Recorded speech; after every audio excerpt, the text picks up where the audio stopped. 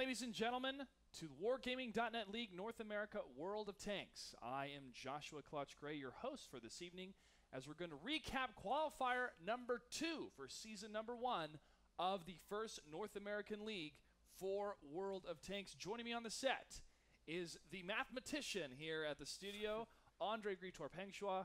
Gritorp, we had a fantastic week once again, and I'm so excited to highlight these 4 teams that have made it into league play. That's right. A lot of teams. I would say around 200 teams signed up for both qualifiers number 1 and 2. And here we are left with only 8 standing. They will go on to compete for that $100,000 prize pool. And we're going to talk about the 4 today, the 4 that qualified just yesterday. That's right. And to help us talk about those 4 that qualified for this week, we have joining us as well Randall Rukil-Holcomb. Randall, now you've played a lot of World of Tanks. You've seen a lot of different strategies, a lot of different tank selections, a lot of things work, and a lot of things not work. This week so far, what do you think about these qualified teams, and are they going to have a shot against the 8 invited teams? Definitely. All 4 teams have shown that they are skilled and capable, especially if they continue to practice, like the 8 invited teams I know are practicing. So if they can keep up with the others, they have a chance. They have a legitimate chance, and I expect them to go far. At least two out of each of the qualifying sets of 4 have really shown. There's been some teams that really shined. So you're telling me they have a chance? Oh, they got a chance. All right, all right. Well, that's great for everyone watching. Obviously, we want to show the best games possible and have the best teams possible here for North America. That's why we have the qualifier system as well as the invited system to make sure that we can get the best teams in the region to battle it out for the $100,000 prize pool. And also, we want you to be involved as well, so make sure to follow us on Twitter at WGLNA and also on Facebook at facebook.com/WGLNA. And also, you can catch all the VODs for all the games on YouTube at youtube.com/WGLNA. Also, tonight, we're going to be giving away a lot of codes. So if you want to share us your favorite moments, your favorite highlights during the qualifiers this week, which team you're rooting for, or what's your favorite tank, we're going to pick some winners live tonight. So make sure to do so on Twitter at WGLNA. And Gritorp, you're going to choose some of them as well, I think. Yes, I am. I'm going to be the dedicated Twitter and Facebook chooser. So definitely gear your questions, and not your questions, but your comments to me, because I'm biased. Well, if they do have some questions, though, we'd love to answer them. Absolutely. So, Clutch, you know, we're not going to be broadcasting any games today, but what are we going to be doing? We're actually going to highlight each of the 4 teams that qualified this week, and we're also going to have live interviews with representatives of each of these teams. And the first team we're going to talk about tonight is Nerve. Nerve performed very well this week, and let's go ahead and bring up the highlight of this team to show some of their great exploits. First off, we have them versus Warriors of Honor here on Mines. Some great positional play here, and also just completely locking down the type of water play, or going the island play, as Rukil says. And they read them so well in that matchup. And again, reading their opponents so well here on Ruinberg, just getting the surround and taking out the tanks left and right very, very quickly. I mean, you saw them just pick apart their opponents so easily. It seemed seamless for Nerve. They just they outclassed their opponents. And when it came down to it, you can see time and time again they're able to just knock out opponents left and right. Really enjoyed watching them. The last and final game was actually on Himmelsdorf, where just watch, they were able to dissect everything, just converging into a single area, picking everybody off, and winning the match. Yeah, and also, as we saw in a lot of different matches on Ruinberg or on Himmelsdorf, is using those IS-3s to hold down those positions and winning for their teammates to flank. We saw that many, many times, and Rukil, I'm sure, that is the proper way to play an IS-3. Yes, by the book kind of play, holding your enemy in place, bringing around the flank, just very, very well done out of Nerve. So they are very experienced in Clan Wars, and that same experience is transitioning into League play. Yep. Let's go ahead and take a look at the team roster so we can get more familiar with the different members of this team. Now, this is a roster according to how they sign up for the qualifiers. We have Hornsby, Red Paradise, LT Carter, Psycho Killa, Trained Noob, Explosive Brutality, which reminds me of Mortal Kombat for some reason, Independent, who will be the representative we're talking to tonight, Jen Scott, Ratzilla, and Nervy. And when it comes to any team, each team member has to fulfill their specific role. And as we'll see more in league play, we'll get to know more of these team members. And how it works in league play is you can have 10 registered members, and of course 7 will be the ones that actually fight in the actual matches. But you'll have 2 scouts, a number of attackers, some defenders. You'll have the order or shot caller, the guy that's leading the entire team that tries to lead everyone. And it can get kind of chaotic, on TeamSpeak for these different teams. Okay, so, we hype them up. We obviously have a lot going for Nerve. Let's talk about real talk, guys. How do you think they're going to do in the league? I'll go first. I think that if they're able to continue the type of gameplay we saw this week, they're going to have to still stay tight as a team because they're going to go up against opponents that are well seasoned when it comes to the 7x42 competition. And because of that, I think they're going to have to be a little bit more flexible as a team as well. But I still think they're perfectly capable of it. Rukil? Out of their play style, what I'm expecting to see is very much heavily meta-based game. The same kind of very normal lineups, but playing them very efficiently. So on city maps, we'll see the very typical 2 IS-3s, some 5100s, T1s every time, and we'll see them do it very well every time. So I'm expecting them to perform in that way consistently. Not expected to any crazy out there strats yet because we haven't seen anything that was really, really too far out of the norm. Well, as for me, I'm going to just say I think they were very impressive against the teams that signed up for the qualifier. Honestly, I feel like once you go into the top 16, it's completely different, and you're going to have to think a lot more out of the box. They were playing it very clean, very pristine, very efficient, as we were all saying, really. Yeah. But I don't know how to properly assess them yet. I'm giving them the benefit of the doubt. I'm going to say they're top 8 candidates, but I don't know how they're going to line up against people that are willing to go against the meta or play the metagame to their advantage, hard counter certain styles, know that they're going to do, quote-unquote, the best style, and then just start shooting blind arty shots just because they know where they're going to be. That's the type of stuff I'm going to be expecting, and I want to see how they deal with that stuff. Actually, we can probably ask them in a little bit now. We can probably ask them right now. I believe the interview is ready, so let's go ahead and welcome the representative of Nerve.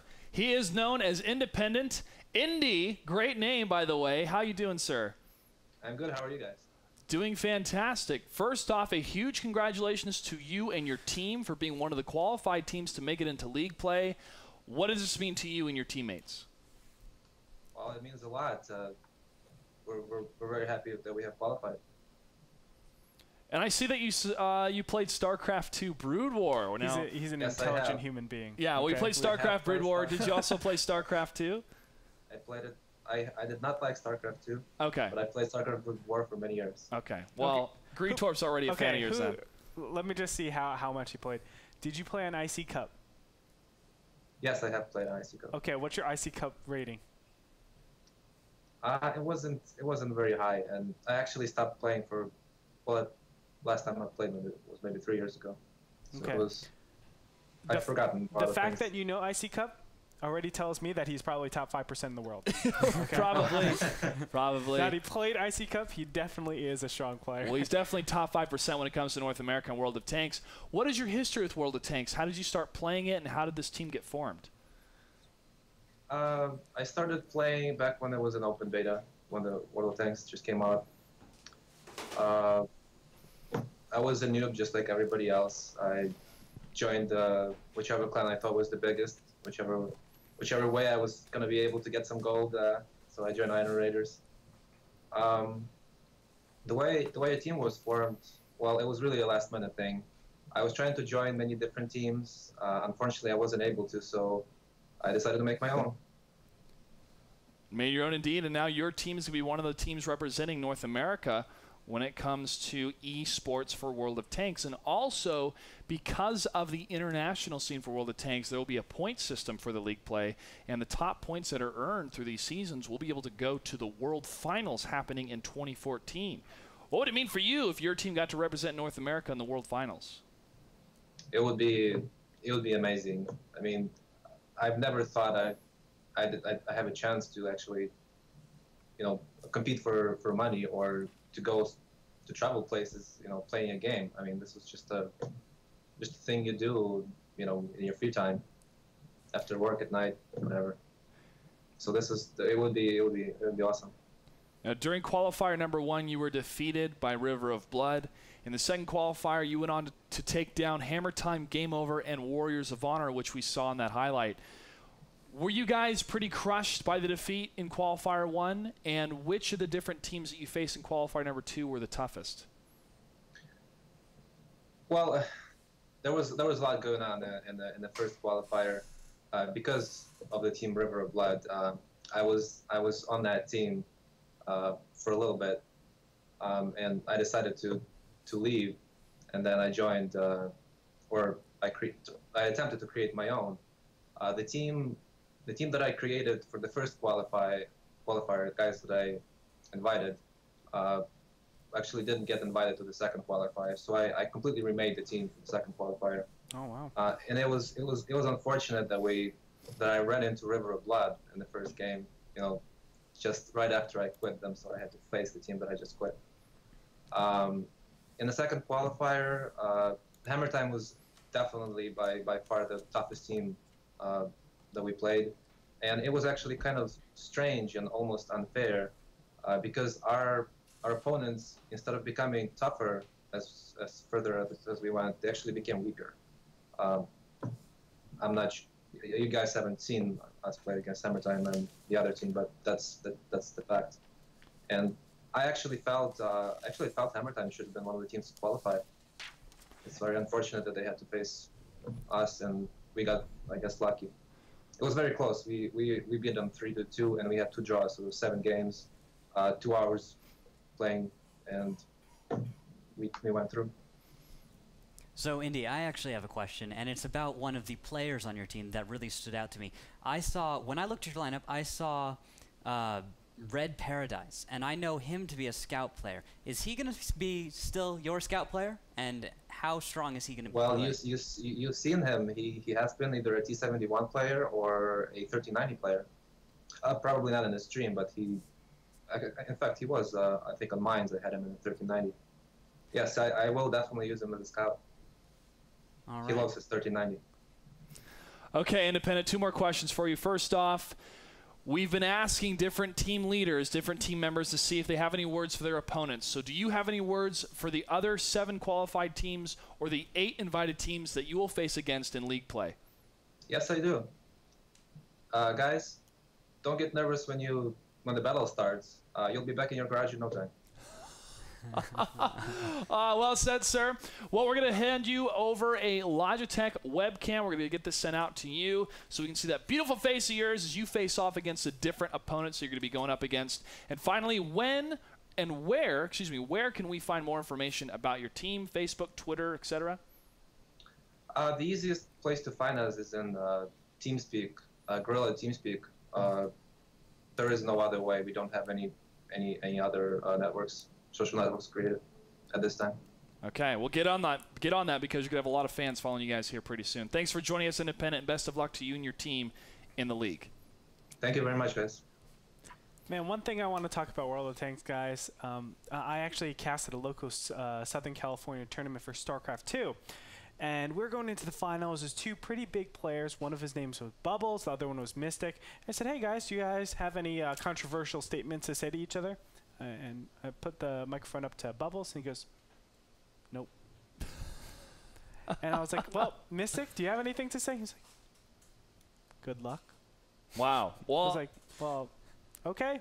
But these guys, they got personality, man. They got man. grit in their teeth, man. They know how to talk dirty and drop the hammer down, man. They do. They know how to talk the talk, but can they walk the walk? We're going to find out in league play beginning July 11th. And we're going to find out more words from these different team leaders as we talk to the next team, which is going to be Refuse to Die. When we come back, don't go anywhere. This is World of Tanks.